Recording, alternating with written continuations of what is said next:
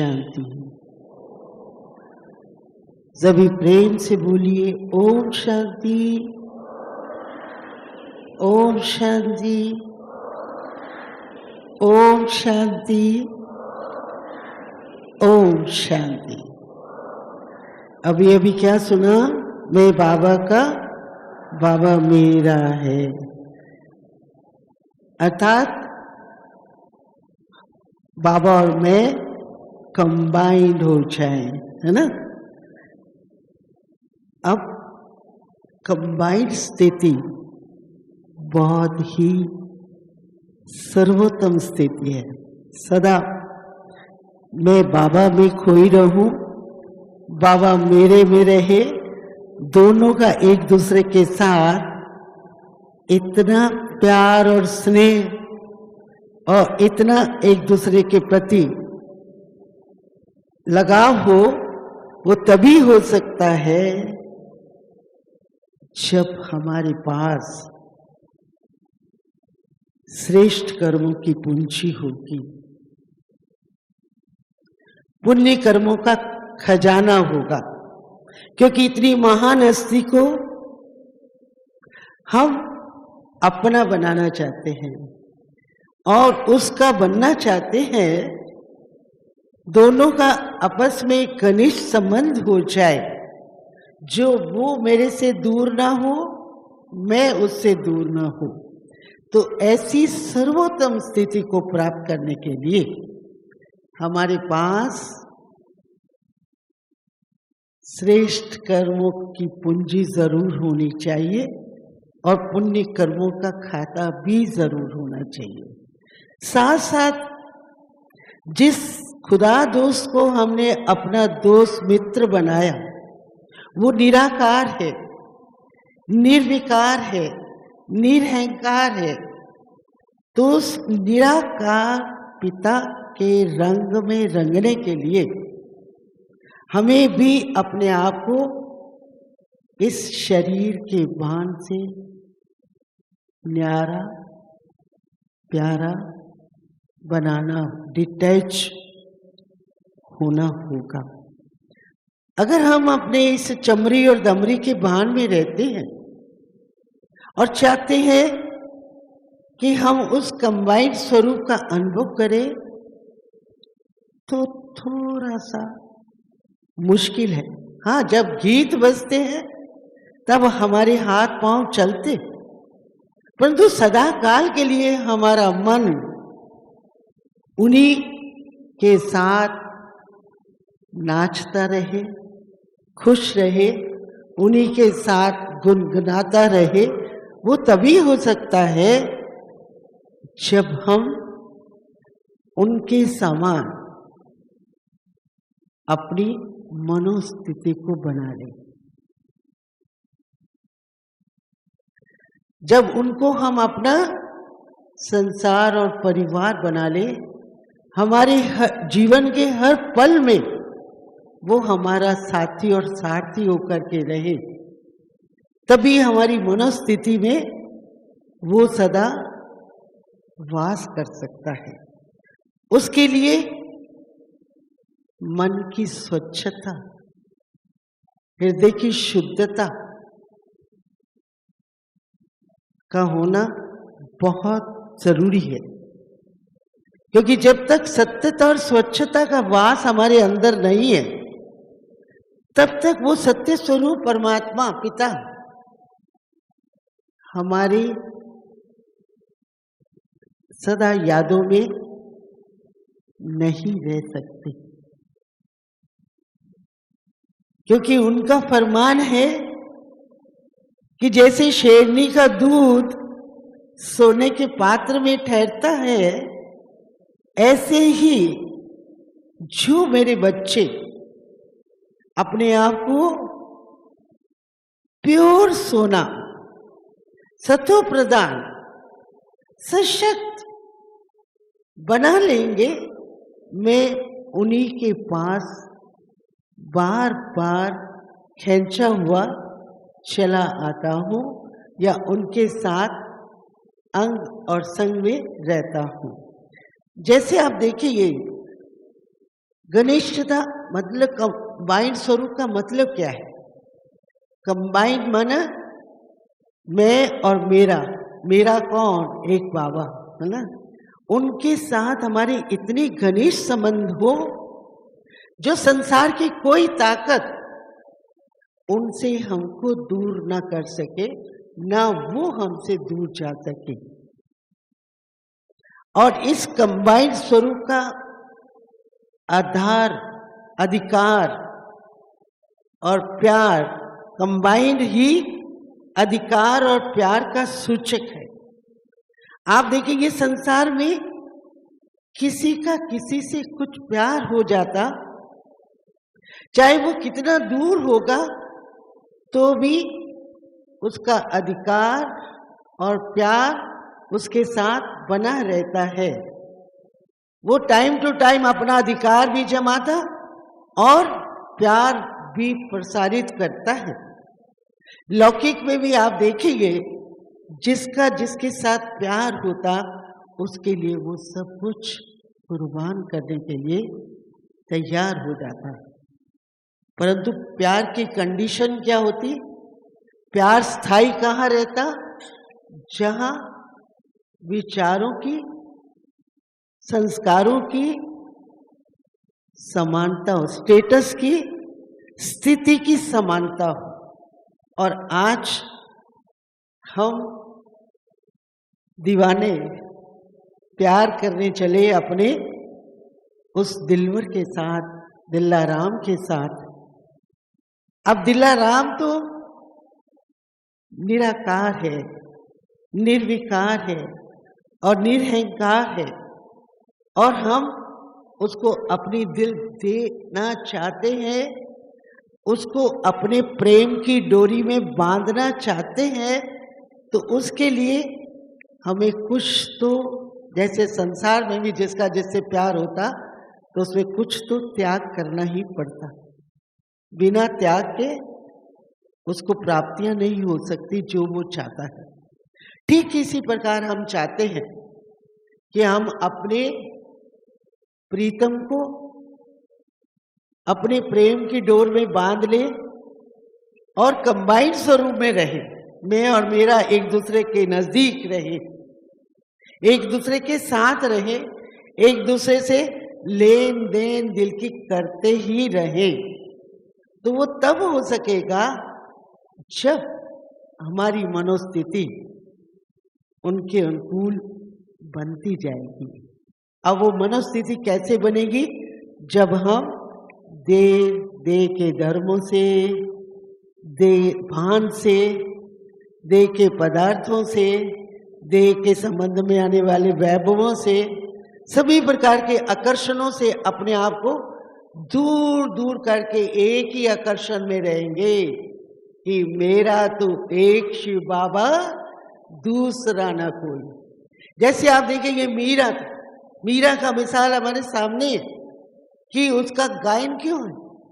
उसका गायन इसलिए है कि उसने श्री कृष्ण को ही अपना सखा, साथी, बंधु सब कुछ मान लिया, और उसी के साथ ही दुनिया की कोई परवाह ना करके, कोई लोक लाज की परवाह ना करके, उसको ही अपना सर्वे सर्वा मानकर उसी के साथ नाचती, गाती और तपस्या करती रहती। उन्हीं के भरोसे पर अपने जीवन को इतने तक समर्पित कर दिया जो विष के प्याले को भी दूध समझ के पी लिया, उसको कुछ नहीं हुआ। ठीक इसी तरह से हम सब सच्ची प्रेमिका है। हमने प्रेम किया है तो डरना क्या है? और क्या कहते हैं, प्रेम के साथ साथ हम फिर सोचते हैं कि हम ऐसे सोच सोच करके क्यों जीवन जिए। तो क्यों नहीं अपने जो ये संसारिक लोक लाज हमें उस सच्चे प्रेम के अंदर विघन डालती है, तो उस लोक लाज को थोड़ा एक साइड रखा।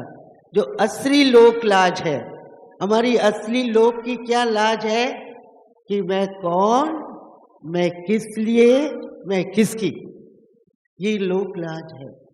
आप देखिए, ये ब्रह्मा बाबा और मम्मा ने जब उस खुदा को अपना दोस्त बनाया तो उस दोस्त ने उनको हर मुश्किल में साथ दिया और चढ़ती कला का अनुभव कराया।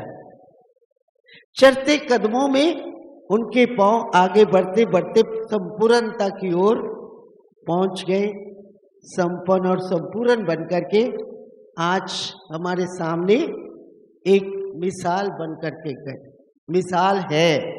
ठीक है, ठीक इसी तरह जब हमारे हृदय के अंदर ये इच्छा जागृत हो गई कि खुदा को मुझे अपना दोस्त बनाना है या खुदा का दोस्त बन करके रहना है ना, दोनों एक साथ, दोनों जब, क्योंकि ताली एक हाथ से नहीं बजेगी। खुदा मुझको प्यार करे और मैं कहूँ नहीं मुझे तो तुझसे प्यार नहीं करना, नहीं, या मैं कहूँ मैं तेरे को प्यार करती और वो कहे ठहर ठहर अभी तू थोड़ा ठहर ना, ऐसा नहीं है। प्यार में एक दूसरे का, दोनों का एक समन्वय होता है, संकल्पों का एक साथ समन्वय होता है। तो जब हम उससे प्यार करना चाहते हैं, खुदा दोस्त बनना चाहते हैं, कंबाइंड स्वरूप में रहना चाहते हैं, तो उसके लिए हमारे को अपने दिल को सच्चा, तन को सच्चा, मन को सच्चा, शरीर को सच्चा, सब संस्कारों को सच्चा न बनाना ही होगा। जब तक हमारा तन मन धन वचन कर्म संस्कार सत्यता का वास नहीं होता, सत्य स्वरूप में स्थित नहीं होते, तब तक उस सत्य के साथ हम कंबाइंड नहीं रह सकते। परंतु कंबाइंड जीवन में बहुत आनंद है जब हमारे को ये अनुभूति आ जाए कि सर्वशक्तिमान बाप मेरा साथी है, मेरा साथी है। तो बताइए कितनी हमारे अंदर सुषुप्त हुई शक्तियां जागृत हो जाएगी और हमारे जीवन में एक ऐसी आशा, एक ऐसा उमंग उमड़ने लगेगा, एक ऐसा आनंद उमड़ने लगेगा कि मेरा साथी कौन है। अभी भी आप देखेंगे जब ये गीत बजता है तो हम सबके हाथ पांव नाचने लगते हैं, अपने आप ही नाचने लगते हैं। हम नाचने की कोशिश नहीं करते। जब उस एक एक गीत की गहराई में हम जाते हैं तो बैठे बैठे नाचने लगते हैं। क्यों? क्योंकि भाव विभोर हो जाते हैं, उसके प्रति भाव विभोर हो जाते हैं। सिर्फ भावनाओं में बहना नहीं, भावना अपना काम करती है, विवेक अपना काम करता है और अनुभव अपना काम करता है। तो जहाँ भावना, विवेक और अनुभव है, तीनों को हम मिला करके चलते हैं और अपने आप को सत्य स्वरूप, शाश्वत स्वरूप, आत्मा रूप में स्थित करते हैं। और हमारे जीवन के अंदर आत्मनिश्चय, परमात्म निश्चय की नींव जितनी मजबूत होती है उतना ही हमारा गहरा संबंध उसके साथ छूटता है। क्योंकि जैसी नींव है आत्मनिश्चय की, आत्मा सत्य है, चैतन्य है, आत्मा एक परमात्मा पिता की संतान है जो सत्य स्वरूप है, सच्चिदानंद है, सबका कल्याण करने वाला है। उसके साथ आत्मा का योग छूट गया, कंपेनियन बन गया, कंपनी हो गई। तो हमारा जब खुदा दोस्त है, हमारी कंपनी है, हमारा कंपेनियन है, तो बताइए फिर हमारे को किस बात की कमी महसूस होगी? क्योंकि जिसको मैंने दोस्त बनाया वो सर्व विभूतियों का मालिक है और उसकी मैं क्या हूं? प्रीतमा हूं। उससे योग लगाने वाली एक बच्चा भी कहो, क्योंकि मेरे सारे संबंधों का रस मुझे उस एक से लेना है। परंतु वो संबंधों का रस या मेरे सारे संबंध उसके साथ हो, वो तभी हो सकते हैं जब मैं एक एक संबंध को सामने रखकर और जहां मेरा विशेष बुद्धि जाती है वहां से बुद्धि को हटाकर उस संबंध को उसके साथ जोड़ूं और दृढ़ संकल्प करूं कि बाबा मुझे आपसे बालक का संबंध का अनुभव करना है, मुझे आपसे पिता का संबंध का अनुभव करना है। मुझे याद आता है जब मैं शुरू में ईश्वरीय विश्वविद्यालय के अंदर आई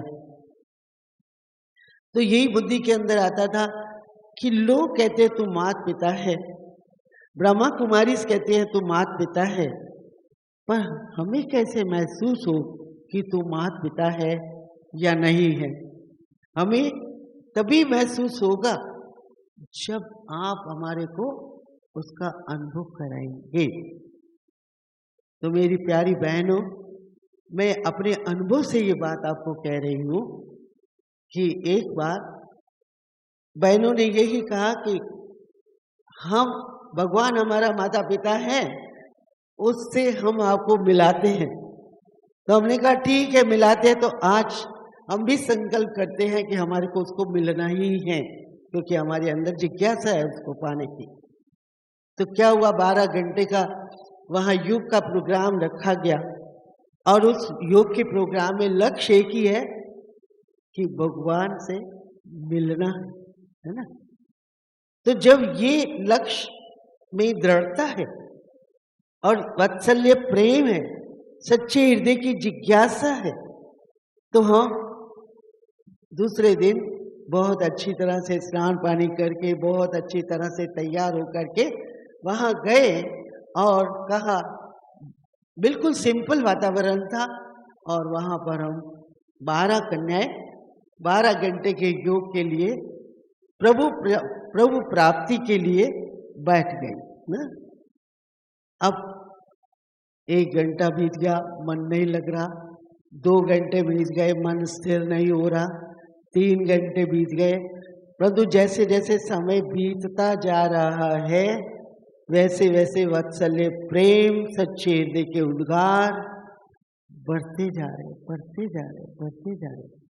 और हमने देखा हमारे साथ जो और कन्याएं बहनें बैठी थी वो एक एक करके कभी उठ रही है, कभी बैठ रही है, कभी उठ रही है, परंतु अपने पास एक ही दृढ़ संकल्प है कि आज तू है या नहीं है, तू है तो उसका अनुभव कराना ही होगा।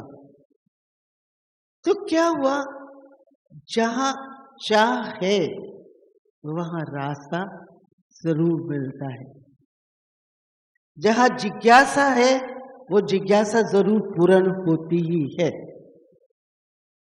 तो हम एक ही शुद्ध संकल्प में बैठे हैं और बहुत प्यार से बहुत स्नेह से सब बातों से अपने आप को हटाते हटाते हटाते हटाते ये अनुभव कर रहे हैं कि अब इंद्रियां शांत शांत शीतल शीतल, मन एकाग्र होता जा रहा है ना? और 6-8 घंटे बैठने के बाद फिर ऐसा महसूस होने लगा कि किसी ने आकर हमारे सिर पर हाथ रखा है और उसने बोला, बच्ची कैसे हो? और जैसे ये आवाज कानों ने सुना तो कहते हैं, जिसकी तुझे तलाश है उसकी मुझको भी तलाश है, मेरे को तेरी तलाश, तुझको मेरी तलाश, दोनों की तलाश पूरी होगी तो क्या होगा? मेरे आंखों में से आंसू धाराएं बहती गई, बहुत आनंद आनंद आनंद का अनुभव कर रही हूँ। इतने आनंद में मैं घंटों ही खो गई। फिर दादियों ने सोचा कि ये बच्ची तो पता नहीं कहाँ, उस समय मेरी आयु मैं समझती 18-19 साल की होगी, है ना। तो फिर दादियों ने मेरे को थोड़ा स्नेह प्यार देके उठाया। पर मेरी बहनों, मैं आप सबको बताते मुझे बहुत हर्ष होता है कि वो जो सिर पर हाथ रखना दिव्य नेत्र खोलना, और साथ साथ ऐसा हो गया कि उसी टाइम पर रोजाना जैसे लाइट ऑन करो अंधकार चला जाता है, प्रकाश आ जाता है, ऐसा हमारे को रोज का अनुभव होने लगा। रोज योग में बैठे घंटों ही बैठे रहते थे। पहले योग समाधि के ऊपर तपस्या, ओम की ध्वनि और योग अवस्था, तपस्या तप में ज्यादा टाइम देते थे। आज तो 1 घंटा भी कोई बैठता है तो हिलविल करना शुरू कर देते हैं, परंतु घंटों ही बैठे रहते। पता नहीं कौन सी चुंबकीय शक्ति आके खींचती और बहुत प्रकार का अनुभव करती। मेरे को तो ऐसा एक नेचर बन गई, मैं अब बोलने लगी बाबा को, तू माँ है तो कैसे है, तू बाप है तो कैसे है, तू सगा है तो कैसे है, तू टीचर है तो कैसे, उसका अनुभव कराओ। मैं आज ये बातें आपको अपने अनुभव से बोल रही हूँ। बाबा ने सब कुछ अनुभव कराया, और जब वो अनुभूतियां होने लगी तो आप समझते हैं, बुद्धि संसार से अपने आप उठने लगी। किसी ने उठाने की कोशिश नहीं की, अपने आप संसार से विरक्त भावनाएं आने लगी, क्योंकि वो खींचने वाला खींच रहा है। कभी तो ये अनुभव करा रहा है कि मैं बहुत बड़ी शक्ति हूँ, मेरे नेत्रों में से एक लाइट निकल रही है, समस्त विश्व के अंदर फैल रही है। और कभी ये अनुभव करा रहा है कि मैं बहुत सूक्ष्म, अति सूक्ष्म ज्योति में बिंदु स्वरूप हूँ। मुझे याद आता है कि उन दिनों में ज्ञान दिया जाता था, अंगुष्ठाकार है परमात्मा भी, अंगुष्ठाकार है आत्मा भी, अंगुष्ठाकार है। परंतु मैं जब बाबा की याद में बैठी थी तो एक दिन मुझे बाबा ने अपने स्वरूप का साक्षात्कार कराया कि मैं सूक्ष्म, अति सूक्ष्म ज्योति में बिंदु स्वरूप हूँ। तो जब मैंने उस ज्योति को देखा तो उसमें मुझे इतना आकर्षण आया, इतनी आकर्षित हो गई मैं, इतनी मस्त हो गई उसको देखने में, पर फिर भी समझ में नहीं आया कि परमात्मा का स्वरूप है, आत्मा का स्वरूप है, क्या है। 4 दिन के बाद बाबा की वाणी के अंदर आ गया, बच्चे मैं भी अंगुष्ठाकार नहीं, आत्मा भी अंगुष्ठाकार नहीं है, आत्मा भी सूक्ष्म, अति सूक्ष्म ज्योति में बिंदु स्वरूप है। तो बताइए, जब सच्चा प्यार हो जाता है तो वो मालिक, वो प्रीतम भी अपनी डोर में ऐसा बांध लेता है जो रक्षक और पालक का काम भी करता, साथ में सर्व मनोकामनाएं भी पूर्ण करता है। ऐसा हम सब ने अपने जीवन के अंदर बहुत सारे अनुभव किए, जिस अनुभव के आधार से अपने आप संसार से निकल गया, बुद्धि निकालना नहीं पड़ा। आज क्या है, हम लोग थोड़ी स्थूलता में चल गए हैं, बाहरी मुक्ता में चले गए हैं, अंतर्मुक्ता की तरफ ध्यान हमारा थोड़ा कम है, और जो सच्ची लगन की एक अगिन तपी रहे वो थोड़ा कम है, जिसके कारण जिगरी स्नेह हमारा उसके प्रति नहीं उमड़ता। और हमें बाबा मेरा साथी और साथी है, कंबाइंड है, मेरे साथ है, मेरे अंग संग है। जैसे दादी प्रकाश मणि हमेशा बोलती कि मैं कभी भी बाबा के बिना अपने आप को महसूस ही नहीं करती। बाबा चला भी गया, व्यक्त हो गए, सब कुछ हो गया, तो भी बड़े डंके के जोर से बोलती कि मैं कभी अपने आप को 1 सेकंड भी बाबा के बिना महसूस नहीं करती। तभी आप देखेंगे वो प्रकाश स्तंभ की तरह रही, उनका चेहरा, उनका व्यवहार, उनके कर्तव्य, उनकी पालना पूरी लाइट हाउस की तरह रही। कैसे रही कि उनकी सूक्ष्म तार, जैसे आप सबकी सूक्ष्म तार अपने बाल बच्चों पोते दोस्तों के साथ रग्गे जुटी हुई है, उनकी सूक्ष्म तार उसी प्रीतम के साथ, उसी लाइट हाउस के साथ लगी रहती, जिसके कारण वो करंट उनके जीवन में दिखाई पड़ता था। ऐसे जानकी दादी को देखो आप, देखने से क्या लगता है, देखा जाए एक छोटी सी डॉल सी दिखाई देती है दादी अभी, है ना, परंतु जब वो बैठती है, जब वो बोलती है, जब उसके हाथ पांव नाच चलते हैं तो क्या लगता है। और अभी आप थोड़ा गहराई से देखेंगे तो उनके पास सिर्फ 2 ही शब्द रह गए हैं, मैं कौन, मैं किसकी। और सब बातों से वो ऊपर उठ गई है, और सब प्रकार के खिंचाव, लगाव, झुकाव, टकराव, कौन क्या कर रहा है उसमें उनका कोई प्रयोजन नहीं है। वो अपनी मस्ती में मस्त है, मौलाई मस्ती में मस्त है। तो ऐसी मौलाई मस्ती हम सब के अंदर होनी चाहिए ना, तभी तो वो कंबाइन रहेगा। हम और मस्तियों के अंदर रहते हैं, तो जब और मस्तियों के अंदर रहते हैं हम और चाहते हैं मौलाई मस्ती का रंग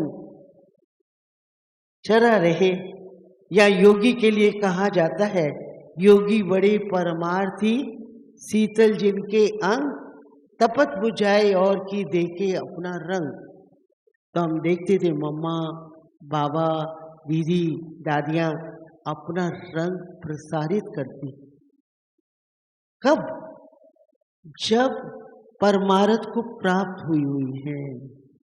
योगी बड़े परमार्थी, शीतल जिनके अंग, उनका अंग अंग शीतल हो जाता। मम्मा से चंद्रमा की तरह भासना आती थी, मम्मा जहां बैठती थी शीतलता का प्रवाह आता था, और ऐसे लगता था कि जाकर के मम्मा को पकड़ ले और मम्मा की गोद में चले जाए। परंतु मम्मा कहां कहां बहुत सावधान भी करती थी। जब कोई ऐसा वैसा व्यक्ति जो पवित्र जीवन व्यतीत नहीं करता होता, वो अगर मम्मा के नजदीक आता तो उनको कहती थी काली हूं काली, बल लूंगी, अगर बल देने की हिम्मत है तो आओ मेरे सामने। आज अपने दिल पर हाथ रख के पूछो, क्या हम मम्मा जैसी शेरनी शक्तियां हैं, या कुछ बोलू मैं करने वाली है? क्या है? हाँ, क्या है? शिव शक्तियां। हम शिव शक्ति हैं। शिव शक्ति कंबाइन स्वरूप है, ठीक है। शिव और शक्ति, शिव शक्ति कंबाइन स्वरूप है। इस कंबाइन स्वरूप में अगर स्थित है तो यशोगान है, मान्यता है, सत्कार है, दिव्यता है, रूहानियत है। परंतु जहां शिव अलग हो गया, शक्ति अलग हो गई, तो वो शक्ति, वो दिव्यता नहीं रहेगी। तो हमेशा अपने आप में ये बात बोलना चाहिए, अपने आप के अंदर ये उमंग उत्साह पैदा करना चाहिए, हे शिव तू मेरे बिना कुछ नहीं, मैं तेरे बिना कुछ नहीं हूं, तू और मैं कंबाइन है। जब तू और मैं कंबाइन है तो शिव का माना क्या है? कल्याण, कल्याण, कल्याण, कल्याण, शुभ शुभ शुभ। तो मेरे कहाँ शुभ होना चाहिए? मेरे दिल में भी शुभ, मेरे वचन में भी शुभ, मेरे कर्म में भी शुभ होना चाहिए। कल्याण, मेरा भी भला, तेरा भी भला, समस्त विश्व का भला हो। सद्भाव और सद्भावनाएं निकलनी चाहिए हमारे अंदर से, वो किरणें, वो आकाश, वो निकलना चाहिए। परंतु आज मैं शिव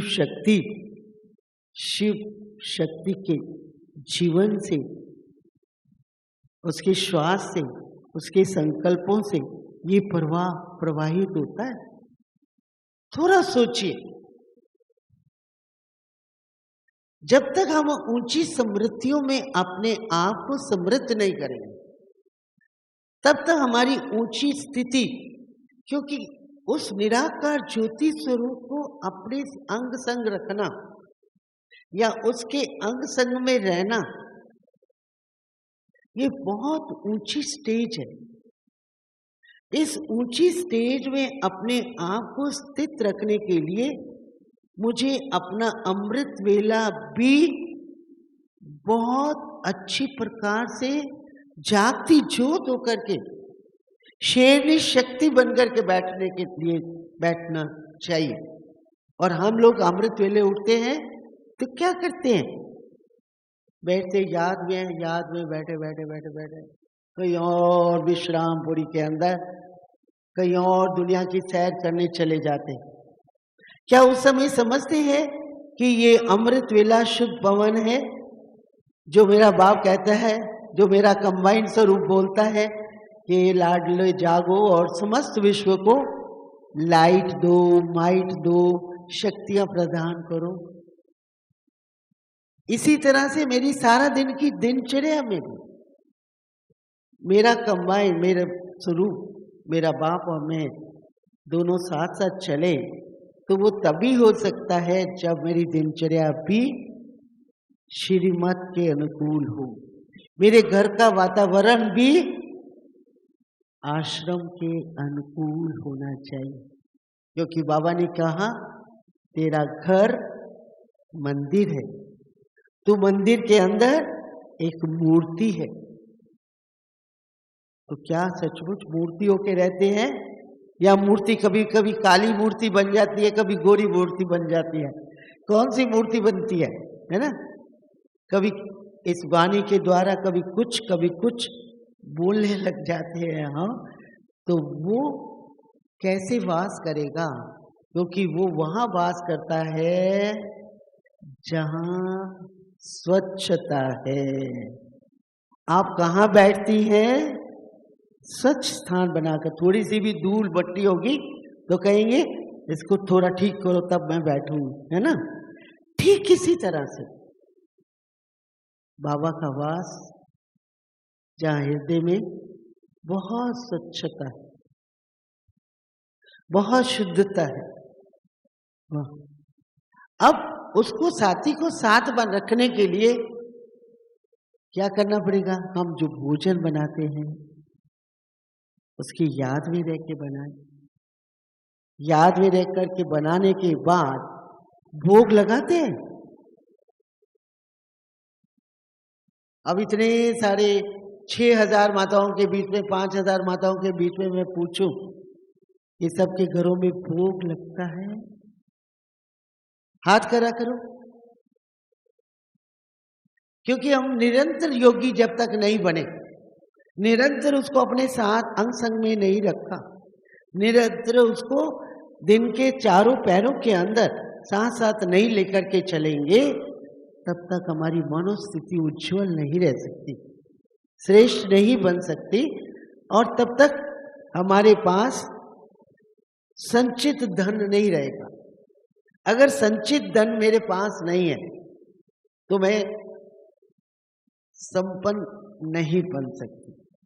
अब मैं इधर से कमाती हूँ, रोज क्लास करती, रोज योग लगाती, रोज सेवा करती, रोज लोगों को ज्ञान दान करती, सब कुछ करती, पर इधर कोई ना कोई भूल कर लेती, विकर्म हो जाता, छोटी मोटी बात हो जाती, तो जो मैंने कमाया वो गंवाया और खाया। मेरे पास संचित धन नहीं है, तो बिना पुण्य का खाता खजाना हुए बिना, श्रेष्ठ कर्मों की पूंजी के बिना मैं उसको अपने साथ नहीं रख सकती। मैं कंबाइंड रूप में नहीं, वो मेरा दोस्त बनकर के नहीं चल सकता, मेरा माता पिता बनकर के मुझे रास्ता आगे का नहीं बता सकता।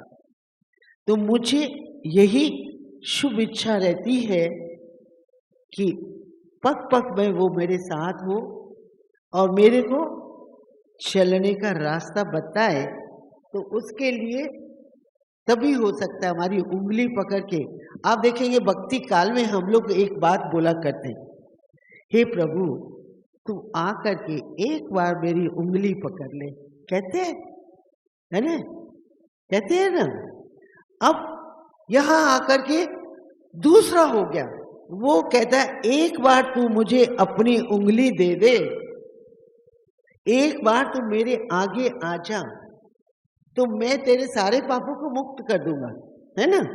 वो वहां हम उसकी उंगली के लिए इतना प्रयास करते, अब एक बार मेरी उंगली पकड़ ले, और आज वो हमारा हाथ पकड़ ले, हमारे को साथ दे, और साथ दे करके साथ निभाए, तो कितना अच्छा है।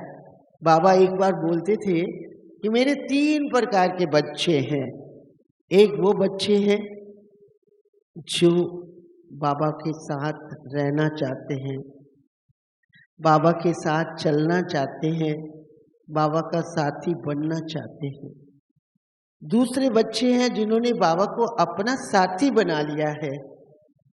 तीसरे बच्चे जो बाबा के साथ कंबाइंड रूप में रहना चाहते हैं। तो आप कौन से बच्चे हैं? साथ चलने वाले, साथी रहने वाले, या कंबाइंड रूप में साथ चलने वाले? कंबाइंड रूप में साथ चलने वाले। तो कंबाइंड रूप में साथ तभी चल सकेंगे जब उनके अनुकूल अपने जीवन की धारा को बना लेंगे, अपने जीवन को उसके अनुकूल ढाल लेंगे, उसी सांचे के अंदर ढालते जाएंगे। एक दिन हमारा संकल्प पूर्ण हो सकता है। और सच्चे स्नेह के अंकुश हमारे अंदर बढ़ते ही रहने चाहिए, क्योंकि जहाँ प्रेम है वहाँ सब कुछ है, जहाँ प्रेम नहीं वहाँ कुछ नहीं है। इस बार मुझे एक छोटी सी कहानी याद आती है कि एक बार एक माता के घर में, आप जैसी माताओं के घर के बाहर 3 बुड्ढे बैठे हुए थे, बुजुर्ग संत लोग। माता घर से बाहर निकलती है तो कहती है, महाराज आओ मेरे घर को पवित्र करो। तो वो बुजुर्ग बोलते हैं कि हम किसी के घर में ऐसे नहीं जाते, जब घर का मालिक घर के अंदर होता है तब जाते हैं। तो जाओ तुम देख के आओ अपने घर को। सब परिवार मालिक सब बैठे, तो वापस आके बोलती है सब है चलो। तो वो क्या बोलते हैं तीनों? एक का नाम है धन, दूसरे का नाम है सफलता, तीसरे का नाम है प्रेम। तो बताओ तुम्हारे घर में कौन चले पहले? कहती है मैं घर से पूछ के आती हूँ। तो जब घर गई तो घर में अपने पति से पूछती है कि एक संत जो धन है, जिनका नाम धन है, वो उनको बुलाऊं? तो पति बड़ा खुश हो गया, धन आएगा तो सब कुछ आ जाएगा, धन आएगा तो सब कुछ आ जाएगा। पर वो खुद ही बोलती है धन तो नाशवान है, आज है कल नहीं होगा। अगर सफलता आ जाए तो ज्यादा अच्छा है, क्योंकि जहां सफलता है वहां सब कुछ है। परंतु उनकी बहू बहुत समझदार थी, वो कहती है अम्मा जी अगर प्रेम आ जाए तो सब कुछ आ जाएगा। तो उसने कहा ये बात तो बिल्कुल ठीक है, क्योंकि जहां प्रेम है वही धन है, वही सफलता है। तो बाबा भी प्रेम का सागर है, उसको हम क्या बोलते हैं? तू प्यार का सागर है, तेरी एक बूंद के प्यासे हम। और बाबा ने आपको बहनों ने भी ज्ञान पीछे दिया, पहले प्यार से आपको सींचा। याद है वो दिन? याद है? हम सबको तो ये याद आता है, पहले प्यार से सींचा।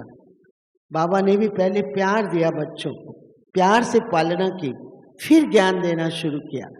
तो प्यार एक बहुत बड़ी चीज है। जीवन का सौंदर्य अगर देखना है, जीवन की सार्थकता अगर देखनी है, तो प्रेम से देखो, प्यार से चलो। और प्यार से हम जो काम प्यार से कर सकते हैं वो काम रोब से नहीं कर सकते। तो इसलिए अपनी मनोस्थिति को बनाने के लिए हमें क्या करना होगा?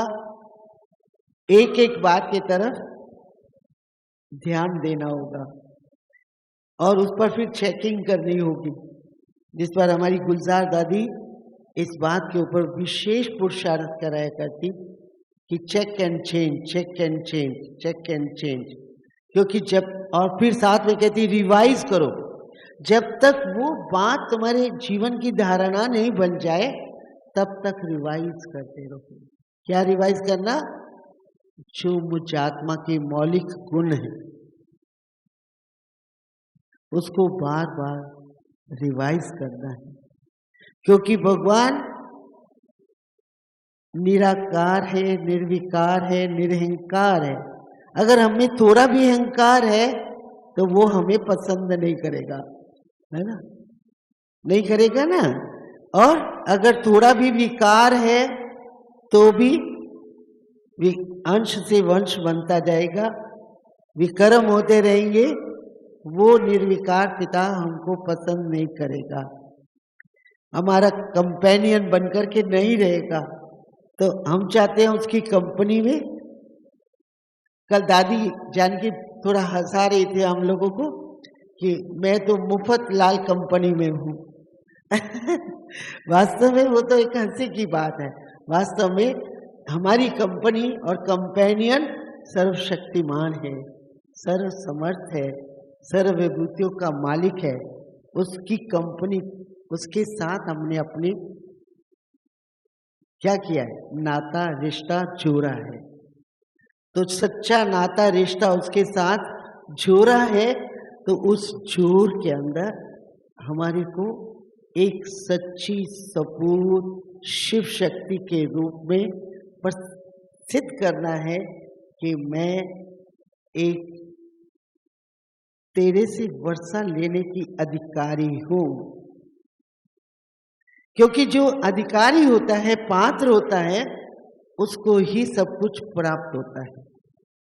हम शिव बाबा ब्रह्मा बाबा के अधिकारी पुत्र हैं। अधिकार लेना हमारा परम कर्तव्य बनता है। इसके लिए भी मुझे एक छोटा सा प्रसंग याद आता है। एक राजा था, उसको 3 राजकुमार थे। वो बूढ़ा हो रहा था, तो उसने सोचा कि कौन सा मेरा बेटा उत्तराधिकारी बनने के लायक है या नहीं, इसका कैसे मैं टेस्ट लूं, कैसे मैं समझूं। तो उसने तीनों बेटों को बुलाया और बुला करके कहा कि 1-1 हजार रुपया हाथ में पकड़ाया और उनको कहा, फलाने दिन फलाने टाइम पर फलाने समय पर मैं चक्कर लगाऊंगा। इस 1000 रुपए से तुम्हारा महल, तीनों को 3 महल थे, तुम्हारा महल भरपूर होना चाहिए। अब बड़े बेटे ने सोचा 1000 रुपए में इतना बड़ा मेरा महल है, कैसे बढ़ सकता है। उसने क्या किया होगा? सट्टा खेलना शुरू किया। सोचा सट्टे में पैसा आएगा, महल बढ़ जाएगा। परंतु सट्टा खेलना, राजकुमार कैसे सट्टा खेलेगा? वो 1000 रुपया भी गया। अब दूसरा बेटा भी थोड़ा बुद्धि उसकी ऐसी ही थी, तो उसने कहा 1000 रुपए में महल बहुत मुश्किल से बढ़ सकता है। तो उसने क्या किया होगा? गया जमादार के पास, कहा फलाने दिन फलाने टाइम पर सारे शहर का कूड़ा कर मेरे महल में डाल देना। तीसरा बेटा बड़ा समझदार था, उसने कहा महल बहुत बढ़िया तरीके से बढ़ सकता है। वो गया मार्केट में, कुछ अगरबत्तियां ले आया, कुछ गुलाब के फूल ले आया, कुछ मोमबत्तियां ले आया, कुछ दीपक ले आया। जब उसके बाप के आने का टाइम हुआ, सारे महल के अंदर अगरबत्ती जला दी, मोमबत्तियां जला दी, दीपक जला दिए, गुलाब के फूल बरसा दिए सब जगह पर। अब जब बाप चक्कर लगाने पहले बेटे के महल में गया तो सुनसान पड़ा हुआ है। दूसरे बच्चे के महल के पास गया तो बदबू ही आ रही है, बहुत बदबू आ रही है। जब तीसरे बेटे के महल में गया तो बहुत दूर से ही चमक रहा है और दूर से ही बहुत खुशबुएं आ रही हैं। तो उसने क्या किया, अपनी चाबी निकाल करके उस छोटे बेटे के हाथ में पकड़ा दी, अपना उत्तराधिकारी उसे घोषित कर दिया। तो बड़े बेटे लड़ने लगे, ऐसा क्यों? आप सोचिए, ठीक ये कहानी किसी और की नहीं है। आज बाबा हमको अपना उत्तराधिकारी बनाना चाहता है, चाहता है, चाहता है। तो कैसे बनोगे? बताओ कैसे बनोगे? उसके लिए क्या करना होगा? महल को कैसे बढ़ना है? इस महल को, बुद्धि में महल है, ये महल है, मंदिर है, इसको सजाना है हमको दिव्य गुणों से, दिव्य शक्तियों से, दिव्य धारणाओं से, त्याग और तप से सजाना है। उस अलौकिक रंग में रंगना है, तब तो वो कंपेनियन हमारी कंपनी में रहेगा, नहीं तो भाग जाएगा बीच बीच में, फिर उसको पकड़ना बड़ा मुश्किल होगा, है ना। तो क्या करेंगे उसके लिए? अगर हम सारा दिन इधर उधर की बातें करते करते करते करते अपनी श्वास, अपना समय, अपने संकल्प, अपनी एनर्जी उसमें ही वेस्ट कर देंगे, तो मेरे पास बचत क्या रह जाएगी, है ना। और अगर हम इधर उधर के गपशप में ही टाइम सारा दिन लगाते हैं तो भी मेरे पास कुछ नहीं रह जाएगा। तो मुझे क्या करना है? अपने आप को, उसने गुलाब के फूलों से सजाया और हम क्या करेंगे? दैवी गुणों से अपने आप को सजाएंगे, ज्ञान रत्नों से अपने आप का श्रृंगार करेंगे, दैवी गुणों से अपने आप को सजाएंगे, दैवी गुणों के आभूषणों से अपने आप को सुसज्जित करेंगे और आध्यात्मिकता का ताज पहनेंगे, पवित्रता का, लाइट माइट का ताज पहनेंगे, है ना। तो जब हम, और उसके लिए क्या करेंगे? हम नित्य ज्ञान स्नान करेंगे, क्योंकि जब तक हम नित्य ज्ञान स्नान नहीं करते हैं, जब तक हम नित्य सेवा नहीं करते हैं, ज्ञान का मनन चिंतन नहीं करते हैं, तभी जानकी दादी हमेशा कहती है सवेरे अमृत वेले से लेकर 8 बजे तक कोई बोलना नहीं, चुप रहना, मौन में रहना, है ना। और अभी तो हम समाप्ति वर्ष की तरफ जा रहे हैं और हमारी शुभ इच्छा है कि हमारा कंपेनियन, हमारा कौन, आज का टॉपिक कंबाइंड रूप में रहे, मेरा मालिक मेरे साथ। तो सदा ज्ञान का मनन चिंतन करो, ज्ञान के गुणों का गायन करो, ज्ञान और गुणों को आपस में एक दूसरे को बांटो और एक दूसरे को अपने से सद्भाव और सद्भावनाएं दो, शुभ भाव और शुभ भावनाएं रखो। फिर देखो आपके जीवन में कितनी श्रेष्ठता और महानता और दिव्यता अपने आप में आ जाती है, कहीं मांगनी ही नहीं पड़ेगी कोई चीज किसी से। मांगने से तो कहते हैं मरना बना, बिन मांगे मोती मिले, मांगे मिले ना भीख, है ऐसा बोलते हैं ना। तो हम बाबा से भी क्यों मांगे? हमारा तो अधिकार है ना बाबा के पास, पर अधिकारी बनाए ना अपने आप को, पात्र बनाए, जो पात्र ऐसा बनाए जो बाबा कहे आओ बच्चे ये स्वराज तेरे लिए है, तू स्वराज्य अधिकारी बना, अब राज तिलक का अधिकारी भी तू ही बनेगा। तो राज तिलक लेना श्रेष्ठ कर्मों और श्रेष्ठ पुण्य के खाते के बिना नहीं प्राप्त हो सकता। उसके लिए जितना गहराइयों में हम जाएंगे उतना हमारा जीवन उज्जवल बनता जाएगा और हम मंजिल पर पहुंच जाएंगे। ऐसी हमारी अपने प्रति शुभ भावना और शुभकामना और दृढ़ संकल्प हो कि मुझे कंबाइंड रहना है, मुझे बाबा से एक सेकंड भी अपने आप को अलग नहीं रहना, क्योंकि मैं उसकी दोस्त हूँ, वो मेरा दोस्त है, मेरी घनिष्ठ मित्रता है उसके बिना, उसके बिना मैं रह नहीं सकती। उठते बैठते अपनी दिनचर्या को इस तरह से सेट करो, घर परिवार में रहते हुए, कारोबार करते हुए, अंदर ही अंदर अपनी दिनचर्या को इस तरह से सेट करो जो आपको फील हो कि बाबा मेरे साथ है, मैं बाबा के साथ। और फिर अपने आप आपकी चढ़ती कला हो जाएगी जो हमसे अपने जीवन के अंदर अनुभव किया।